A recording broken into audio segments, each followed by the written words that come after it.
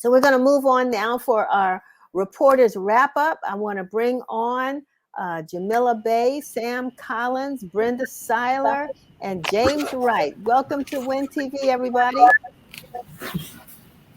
Hello. Thank you, thank you, thank you. And thank you, Jamila, for pitching in last week. I appreciate it. Always a pleasure. So I'm going to go around the room here. I'm going to start with you, Brenda, because this is not a 1-1-1, but we do want to highlight a couple stories that you've been working on. And one was this active shooter training, Brenda, that you attended this week. Really, really relevant because of all of the mass shootings that we've experienced. But tell me what you saw and experienced and learned. Yes, and it's great to be here this afternoon. I attended the district government session on active shooter preparedness. And what this was, it was a one-day event in two parts, where in the morning, churches, faith-based organizations attended. In the afternoon was mostly those organizations that would come under the Office of Nightlife and Culture. The main thing that we wanted to get across in that session was, how do you prepare? Are venues prepared for an active shooter situation? Are churches prepared? I cover for the Washington Informer Arts and Entertainment. So a lot of the places that I cover, restaurants, performance venues, museums, art galleries, that comes under that space. A poll, very simple poll, was taken by raising hands as to what venues in the afternoon session for nightlife and culture were prepared. Only 3 people out of a room of about 100 people. Wow. Wow. Also, this is the first time that the Office of the Mayor put this together as an interagency event. DC Homeland Security, Metropolitan Police Department, serve DC, under which the Office of Religious Affairs is housed, and also the Office of Nightlife and Culture are housed. And you have to think about a few things. For example, the best takeaway tip: when you walk into a space, when you walk into a room, look around, find the exits, know where the exits are. As reporters, we're used to going in maybe after a crisis or a tragedy has occurred.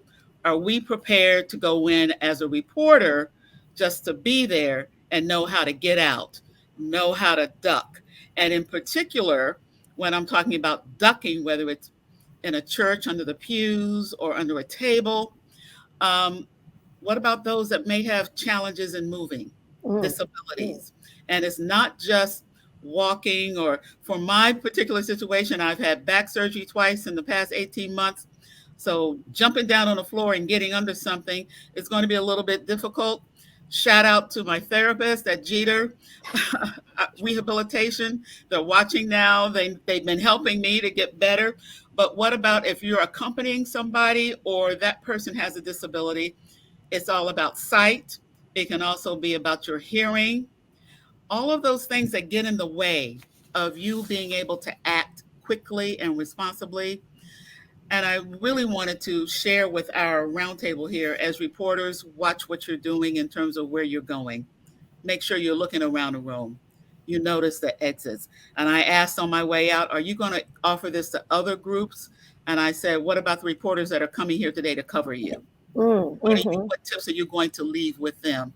So let's see what happens. Yeah, that's really, so is the article is posted on WashingtonInformer.com. It was very eye-opening for me, especially with the area that I cover for the Informer. So, well, in addition, and we're glad that we can put that out through the Informer, is there also a website, or will we be posting some of those tips so that people can follow up and actually have it as a resource? Is the district government doing that, or will the Informer be doing that? People should go to the DC government's Homeland Security site. That's your primary resource. But also, they shared another tip with us. You can now text 50911 versus using your phone.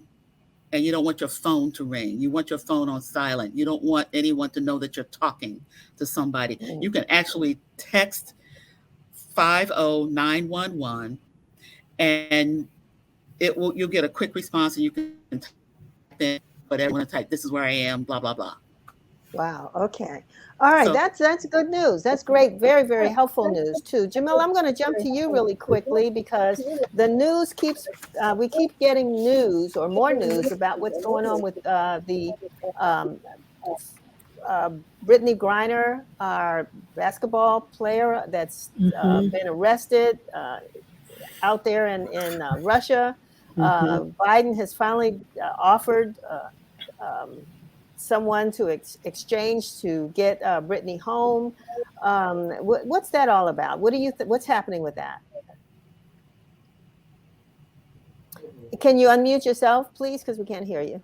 Ah, okay, I think I managed the tech. Forgive me. Uh, Always is a pleasure to be here. I can't wait to hear more about Benin. In terms of Sister Griner, however, we are dealing with a state, a foreign state that we know we have not had the easiest time with. We need to be measured in our expectations. Uh, Russia is playing hardball. So just the backstory, this Olympian, this uh, revered basketball star, she's not just beloved here in the US. She's been playing in Russia for many years. They love her over there. Um, you know, Russia manages to secure greater than a 90% conviction rate when they lock someone up. So for people go, well, she pleaded guilty. She shouldn't have had the vape cartridges. She had such a small amount. It's arguable that she may not have even realized that she had. We don't know. The trading part of this is a diplomatic process that can go in the links of that chain. Any single link can derail the process. We need to not expect that this is going to go quickly and easily. If so, hallelujah. But Russia is playing hardball, and there are things that we cannot know that are happening behind the scenes. Mm, So I I am, my background, I spent some times working in a Russian news organization, and my advice, particularly if you do not speak Russian, if you cannot read Cyrillic, listen, take everything with a grain of salt. Recognize that there are diplomatic and there are cultural issues at play that we do not know about, that we cannot know about because it can interfere with the process. Um, the fact but that she's Jamila, being we've been hearing that. I mean, that's one reason why they said that her wife, was really sort of being silent for a while, and now she's not. Mhm. There's a lot of chatter going on, as particularly after she pled guilty, was sentenced to I think up to 10 years. There's a lot of chatter going on out there. So I mean, how do you when you say be quiet and listen? That's not happening. Well, we we need to recognize too that had she not pleaded guilty, she would have, in essence, admitted and would not have been able to defend herself. This is not the U.S. court system at all. A guilty plea in Russia is just to say, okay, fine, I did it. Let's get to the next step. If you do not admit that you did it, you can't get to the next step, which means you stayed locked. You stay locked up until they decide. The Mm-hmm. chatter that we are hearing is chatter that is okay to release to US media. Mm-hmm. Please Mm-hmm. be aware that there is always behind the scenes that we do not know. The fact that we're dealing with an exchange for a known arms dealer, Victor Boot, what potentially could the states, plural, Russia and the US, not want the other country to know? And that's what we're dealing with. We're dealing with things that go far beyond an Olympian and the sport of basketball. Um, where I trust very little. professionally, I trust very little about what we're being told. We're being told what is palatable. Doesn't mean that an exchange isn't going to happen. Doesn't mean that Brittany Griner will not return to the U.S. soil. It just means that we need to be measured and recognize that what we are hearing is what we are allowed to hear. Okay. Well, I'm gonna move on or segue over to James right now, because you had did a couple stories this week. I was surprised to hear that. I wasn't surprised about the rats in D.C., because that's been an ongoing story in the District of Columbia. We've been dealing with rats for as long as I can remember. But also, the story about the police and Bowser and the union actually reaching an agreement, and that Clarence Thomas has decided that he's going to leave GW as a teacher there, professor. I don't know if that was his own decision, or was he gracefully offered an opportunity to to exit. But anyway, catch us up on the stories you've done. Well, let me start with what you talked about in terms of. I'm going to end with the rats, but let me Okay. start with Thank you. the Bowser administration negotiating with the police union. And as I say this, I'm looking at Sam with a smirk. And then what happens is that the administration did come to terms with the police union in terms of getting retroactive pay for about 2 years back and about 1 year forward. And basically, they're going to get about a 4% raise. And they're going to set up a committee where they're going to talk about these things in terms of compensation for the future. Let me just say this. I'm going to use the argument that people used to, the Vincent Orange argument, I call. I mean, I think this is great that the police officers are getting raises, but it only affects 16% of the people, because 16% of DC police officers live in the city. The other 84% live everywhere else. So this is going to benefit other people. And same thing that Vincent Orange used to say about paid leave. It doesn't benefit DC residents, it benefits other people. So that's something that the mayor and the administration, the mayor and the police union have to work out later on. In terms of the Clarence Thomas, Clarence Thomas will not be teaching in the fall. He was supposed to co-teach a class on constitutional law. I wonder if he took that course at Yale. And then and as a result, the students protested because of his concurring opinion in Roe versus Wade, which basically gutted a woman's constitutional right to an abortion in this country. And so basically, the answer to your question is I don't know, but I think, frankly, he did the right thing by stepping aside, and maybe he should step aside permanently. I don't know. That's up to him and the university. But it does show that student activism does have an impact. Oh, and by the way, with Clarence Thomas, over 1 million people have signed a petition asking that he be impeached. Wow. Okay. And was that initiated here, or who's initiating that petition? I think that's by move.org, and it's a national Okay. that petition. And the last one you talked about was rats. Yes. You were right, Denise. DC has had a rat problem since 1745, and when they came over here on ships that were from Mongolia, the most common rat is the brown rat, and then which is 90%, and 10% of are black rats.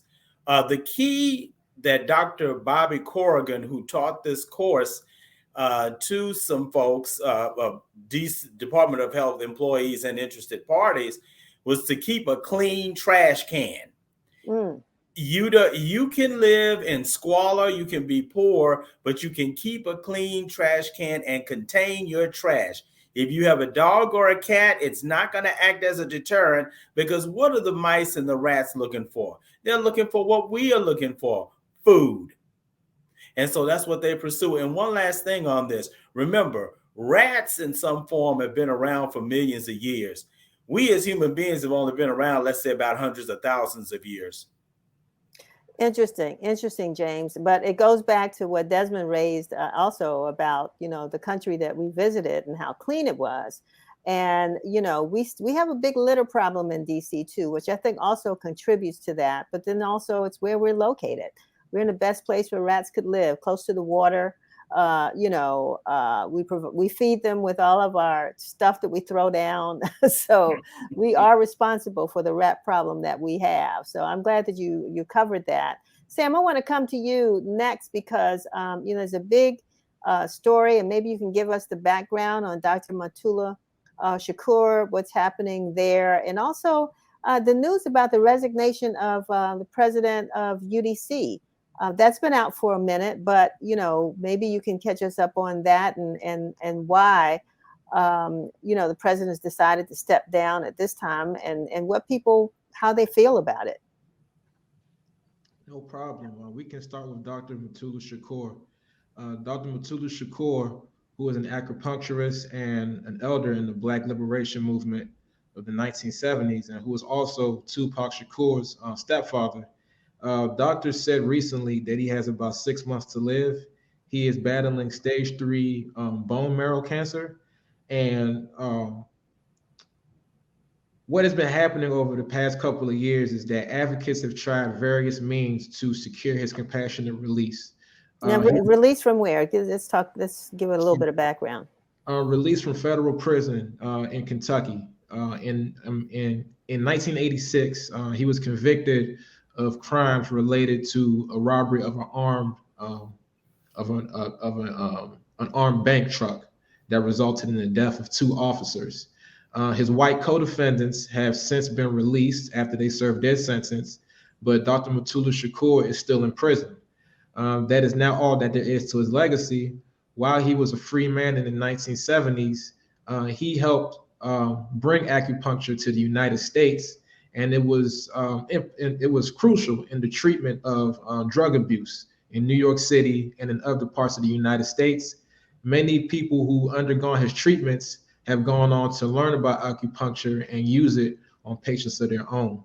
So when Dr. Matula Shakur and his attorneys applied for compassionate release and applied for parole, mind you, parole he applied for about 9 times and he was denied. But when he applied for compassionate release, the judge overseeing this case, who also happened to be the same judge that sentenced him, said that Dr. Shakur was not sick enough. He did not reach the threshold of sickness in order to be released.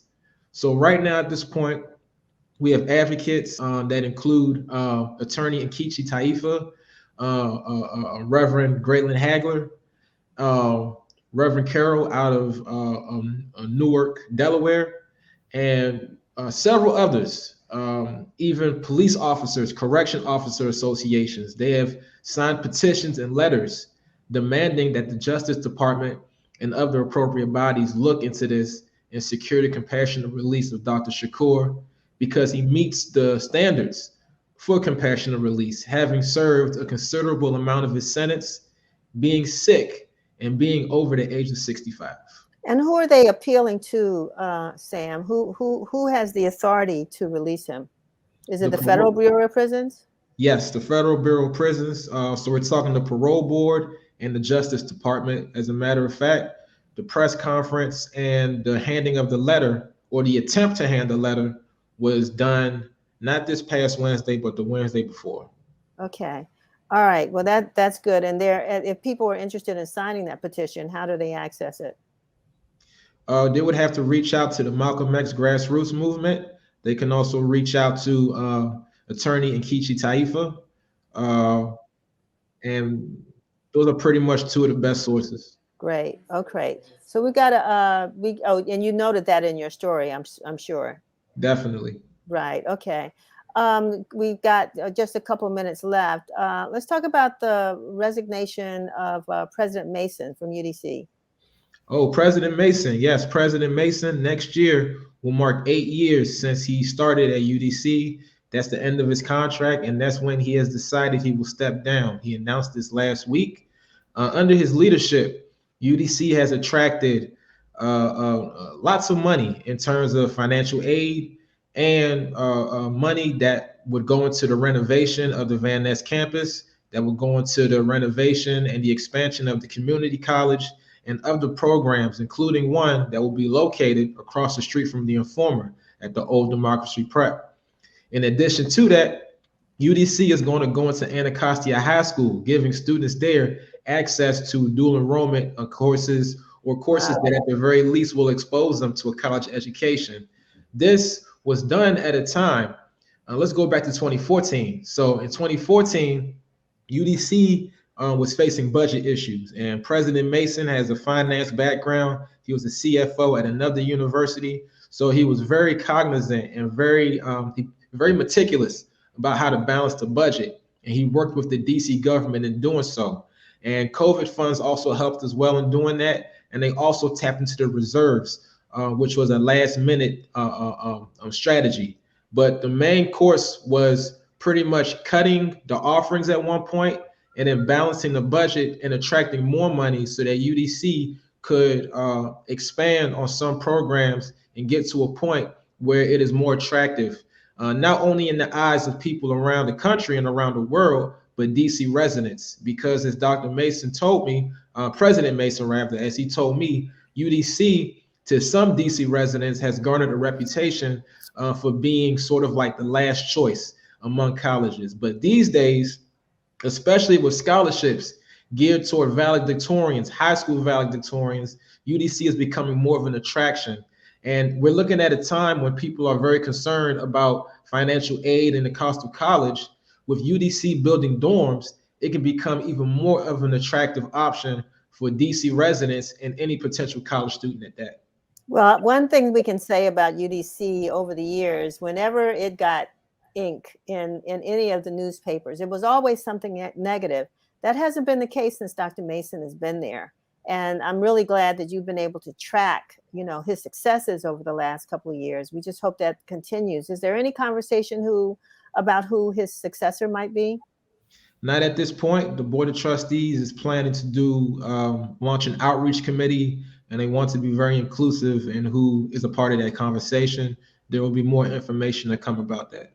So before we close, thank you very much, Sam. Before we close, I'm just going to go around the table or the screen, I'll call it that, just to find out. You just tell our viewers one story that you are going to be working on for next week. Make it brief because we're over time. But Brenda, I'm going to start with you. What's coming up?